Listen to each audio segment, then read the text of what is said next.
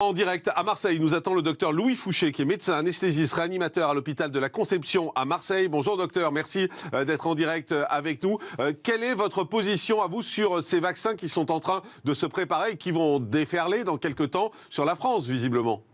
Bonjour Monsieur Morandini, j'espère que vous allez bien. Vous aussi, à Marseille, il y a un petit air de fin de confinement et d'épidémie qui fait du bien. On sent la liberté arriver. Exactement. Ça fait plaisir. Juste, je parle pour moi, je parle pas du tout pour mon institution. Je suis le porte-parole d'un collectif qui s'appelle Réinfo Covid.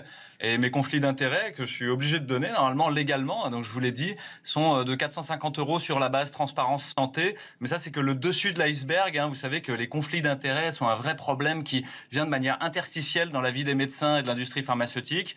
Si vous prenez Patrick Vallance, qui est le patron du conseil scientifique anglais, il a 600 000 livres sterling d'actions chez GlaxoSmithKline, qui est une firme vaccinale. Et il a touché entre 2012 et 2018 plus de 5 millions de livres sterling de dividendes.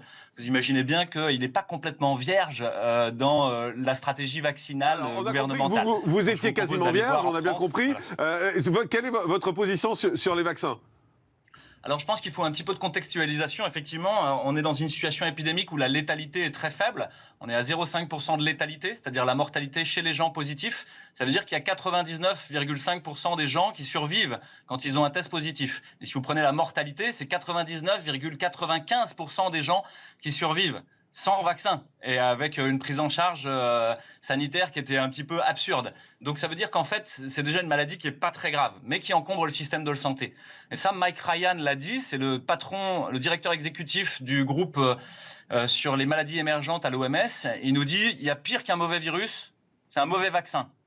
Parce qu'en fait, il s'agit justement d'aller sur des personnes saines et qui vont bien. Et vous devez être à un niveau de sécurité maximal parce que vous ne devez pas rendre malades des gens qui ne sont pas malades.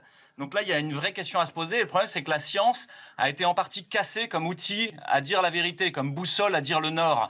Et ça, ce n'est pas moi qui le dis, c'est Kamran Abbasi, qui est le patron du BMJ, le British Medical Journal, qui fait un éditorial où il dit « Covid-19, politicization, corruption ». And suppression of science. Et il parle spécifiquement des vaccins en disant qu'on va avoir un problème à savoir réellement quels sont les effets secondaires ou pas. Il y a un problème de contextualisation juridique. Vous avez peut-être vu passer le fait que les effets secondaires et indésirables des vaccins ne sont pas remboursés par les firmes vaccinales. Qu'est-ce que ça veut dire? Ça veut dire que c'est vous et moi, avec nos impôts, qui allons raquer pour les effets secondaires. Oui, ça veut dire que c'est l'État qui prendra en charge les éventuels effets secondaires. Il ne paye pas pour les effets secondaires, c'est vous et moi qui payons. Oui, c'est l'État, c'est ça. C'est-à-dire que l'État n'a pas intérêt à voir les effets secondaires, sinon il va raquer. Et donc il y a très peu de financement sur la recherche sur les effets secondaires. C'est un vrai problème en France et partout dans le monde. La bibliométrie autour des effets secondaires des vaccins est très particulière, elle est très faible. Il y a très peu d'équipes qui peuvent même travailler dessus. Donc là, on a un problème éthique de fond sur la structure législative et juridique dans laquelle on baigne. Il y a un problème économique, c'est un trop gros gâteau. Il va y avoir trop de conflits d'intérêts, vous le savez en fait. Il y a un problème démocratique, c'est que petit à petit, les médecins, le pouvoir et les marchands prennent le pouvoir sur vous. Bientôt, ils auront droit de cuissage. Donc, vous ne devez pas les laisser rentrer chez vous. C'est l'habeas corpus, c'est vous prémunir contre l'arbitraire. Docteur Louis Fouché, je comprends votre discours, mais juste pour être très clair, globalement, vous êtes d'accord que les vaccins, c'est utile et tous les vaccins qu'on a aujourd'hui sont utiles et sont efficaces. Vous n'êtes pas anti-vaccin globalement. Là, on parle bien du vaccin contre la Covid, on est d'accord? Anti-vax, pro-vax, en fait, c'est des mots qui écrasent la pensée. Les mots sont des fenêtres ou bien ce sont des murs. C'est Marshall Rosenberg qui dit ça, qui est le père de la communication non violente. La pensée des gens qu'on a en face de soi. Est-ce que vous êtes anti-vaccin ou pas, globalement? Non. Bien sûr que non. C'est un outil à disposition. Il faut juste le prendre comme il faut et regarder les stratégies alternatives. Qu'est-ce que vous dites aux gens? Vous êtes médecin, vous êtes dans un hôpital. Qu'est-ce que vous dites aux gens s'ils vous demandent est-ce que quand le vaccin arrive, je dois me faire vacciner? Quelle est votre réponse à vous? Vous leur dites quoi? Vous leur dites non? Est-ce que vous vous souvenez à la fin de Hold Up ce que dit Vincent Réliquet, le patron de l'EMZIB, qui est un médecin super? Quand on lui pose cette question-là, il fait référence internationale. Hein. Il fait et il dit j'ai ma réponse. Et donc vous, c'est ce que vous dites aux patients quand ils vous demandent? Je leur dis bien sûr que non, vous n'êtes ni des cobayes, ni les jouets du gouvernement ou des puissances d'argent. Mais ça veut dire que pour vous, vous ce défendre vaccin contre l'arbitraire du roi. Donc, bien sûr que non, il ne faut pas vous faire vacciner. Ça veut dire que ce vaccin, pour vous, n'a aucune utilité? Non, pas du tout. C'est-à-dire qu'il faut attendre de savoir s'il est efficace. Et pour le moment, vous n'avez les données que de l'industrie. il n'y a pas de monitoring extérieur. Donc, quand on vous dit 95% d'efficacité, en fait, vous n'en savez rien. Parce que moi, si je veux vendre ma sauce, je vais vous dire que c'est génial. Hein. Donc, pour le moment, il n'y a pas de peer reviewing réel. Et donc, vous ne savez pas si c'est efficace ou pas. Et l'autre chose, c'est que vous êtes sur une technologie vaccinale qui est extrêmement novatrice, qui est probablement très intéressante, mais dont on n'a aucun recul. Je vais vous dire un truc secret, c'est que l'ARN peut même se rétrotranscrire. Vous en avez parlé, hein, c'est le rétrotransposon. Ça, on a 8% de notre génome qui est composé de ça, de virus rétrotranscrits. Et ça arrive chez les gens qui ont une rétrotranscriptase et une intégrase. Et c'est qui dans notre population? Chez les gens VIH ou porteurs d'HTLV1. Donc attention, méfie pour ces gens-là. C'est-à-dire que potentiellement, ils pourraient intégrer du virus dans leur génome. Et ça, c'est pas bon du tout, parce qu'on sait que c'est même à l'origine peut-être de la schizophrénie ou de choses comme ça. Il y a des études dessus. C'est un peu compliqué parce que c'est un peu technique ce que vous dites, mais je voudrais restez avec nous. Je voudrais que le docteur Ali Efji nous dise ce que vous pensez de l'avis du docteur Louis Fouché. Que je m'exprime aussi. Alors, oui. Louis a peut-être les mots un petit peu compliqués, effectivement. Il faut parler aux gens. Hein. On n'est pas en train de parler. Mais est-ce que vous êtes en phase avec lui? Non, justement. D'abord, je ne suis pas vierge, moi je suis verseau. Donc déjà, pour mettre les choses au point. Ensuite, je ne suis pas tout à fait d'accord dans l'approche. C'est-à-dire que les mots ne doivent pas être, si vous voulez, un peu agressifs vis-à-vis des gens. Il faut leur expliquer ce que c'est. Nous sommes dans le pays, effectivement, de Pasteur. Et il serait bon quand même de remettre à sa place les choses utiles.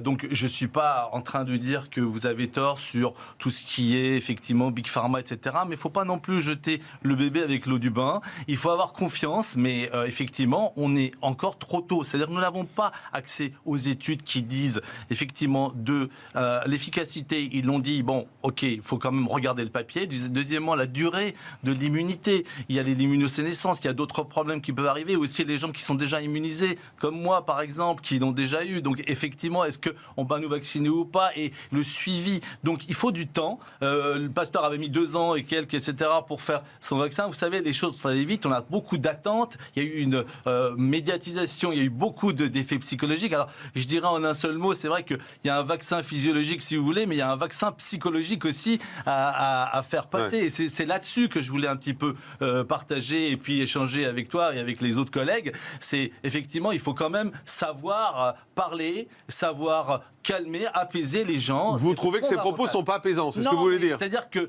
lui est en train de donner des arguments effectivement scientifiques et puis aussi parfois de bon sens, mais il faut savoir dire ça aux gens. Et le manque de confiance que dit mon collègue est fondamental. Il ne faut pas que les médecins se coupent de la population avec la confiance qu'on peut leur donner. Alors certes, jetez vite les résultats scientifiques, semi-scientifiques, puisque tous les choses changent d'une semaine à l'autre. On peut avoir une étude qui contredise l'autre et il le sait très bien du jour au lendemain. Donc il ne faut pas médiatiser toutes les études et en plus les études qu'on n'a pas. Alors vous voyez, c'est un peu compliqué. Juste docteur Fouché, je vous redonne la parole dans un instant. Je voudrais juste l'avis d'un autre médecin, le docteur Simeka, qui est avec nous. C'est un propos assez dur et virulent que celui du docteur Louis Fouché. Vous êtes d'accord avec lui ou pas? Non, pas tout à fait.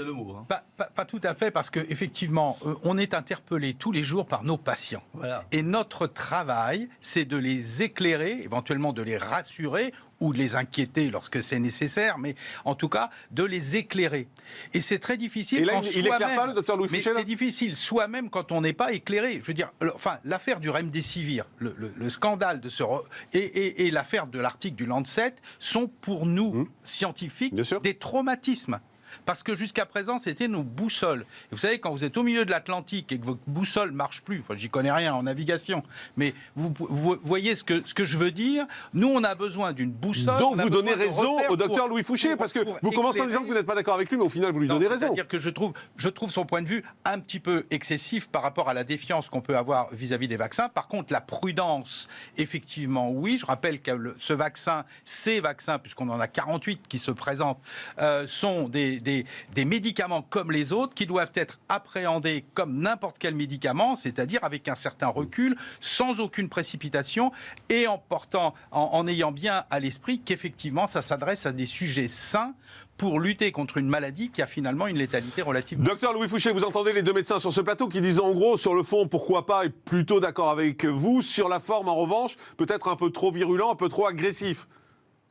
On est à Marseille, je suis loin d'être agressif, au contraire, je suis vraiment dans une vision non violente des choses et je m'accorde avec eux sur l'idée que les gens ont besoin d'avoir de la clarté et de l'intelligibilité sur le réel. Or, la narration médiatique et politique, elle est tout sauf claire en fait. Et là, c'est pas moi qui le dis, hein, c'est le rapport sénatorial sur la grippe H1N1. Et ça, il faut le relire. Il est très très bon parce qu'il vous explique qu'en fait, les firmes vaccinales ont tout fait pour que la peur soit l'argument principal de toute l'épidémie parce que finalement, c'est leur meilleur argument marketing, que ça emporte la décision. Effectivement, je rejoins le docteur Simeka, je crois qu'il parlait de prudence. C'est la phronésis chez Aristote, c'est l'intelligence du courage. Et l'intelligence du courage, c'est aller de se renseigner en fait. Donc d'aller voir ce qui s'est passé pour les anticorps facilitants du Dengvaxia par exemple, de Sanofi. Ça c'était très intéressant, c'est vraiment la mauvaise bonne idée. Le public ne va pas faire ça. Vous imaginez bien que le public ne va pas faire ça, docteur. Nous, ce qu'on va faire, en tout cas moi ce que je vais faire, c'est que je vais voir mon médecin traitant, mon généraliste, et je vais lui dire, est-ce que je dois me faire vacciner ou pas? Quel est votre avis? C'est vis-à-vis de ce médecin généraliste en qui on a a priori tous confiance.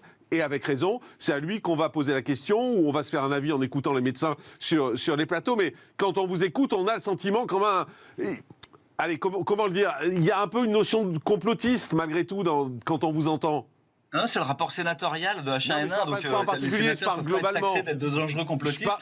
Mais juste, la formation des médecins quant à la vaccination est assez intéressante. Il y a environ 4 heures de formation, et finalement, on leur apprend à annoncer le calendrier vaccinal par cœur, parce que c'est ça la question d'internat, et à avoir les quelques punchlines qui permettent de le défendre. Mais si vous prenez réellement la plupart des médecins, il y a beaucoup de gens qui ne savent pas ce qu'il y a dedans, ils ne savent même pas si c'est ADN ou ARN, ils ne savent pas quelles sont les données de mortalité, etc. Et donc, il y a besoin que la population fasse cette montée en compétence de savoir. Docteur Alem, je vous interpelle là-dessus. N'annonnez pas, docteur. Hein. Non, je n'annonce pas, mais faut pas lancer ça pour tous les médecins. Effectivement, s'ils sont un petit peu démunis vis-à-vis de cette formation, ils peuvent aussi apprendre. On peut aussi parler comme ça. Deuxième chose, je trouve qui aimait bien apparemment la philosophie, n'oubliez pas, science sans conscience n'est que ruine de l'âme, et ça c'est Rabelais. Et donc c'est un ancien médecin. Donc on peut aussi réfléchir. On n'a pas que tout par la formation de l'école ou de l'université. Il y a des gens qui réfléchissent, qui font de la recherche après et qui vont se former. En revanche, c'est vrai que je reprécise encore les choses, c'est-à-dire que l'acceptation et la psychologie est très importante. Si quelque chose est démontré utile et qui peut effectivement aider les gens sur une certaine catégorie, il ne faut pas perdre la confiance. Donc ça, c'est fondamental. C'est important de ne pas rompre la confiance. Merci, docteur Louis Fouché, d'avoir été avec nous, médecin anesthésiste, réanimateur à l'hôpital de la Conception. Didier Maïsto, vous vouliez réagir à ce qu'on entend? Parce que peut-être qu'il faut éclairer aussi le public. Comment ça